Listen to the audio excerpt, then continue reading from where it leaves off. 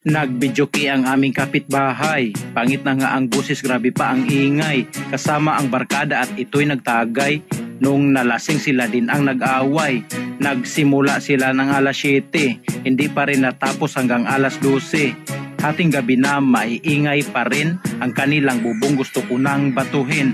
Habang may kumanta ay sumisigaw pa, nakakainis ang sakit sa tainga.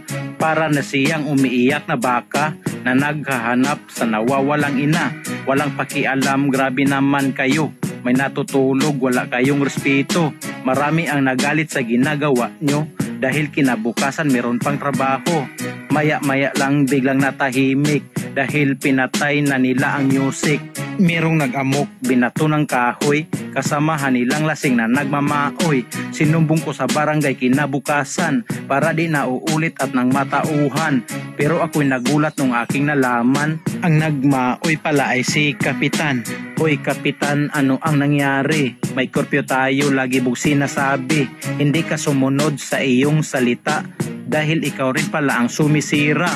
Okay lang naman na kayo'y magsaya para maalis ang inyong problema.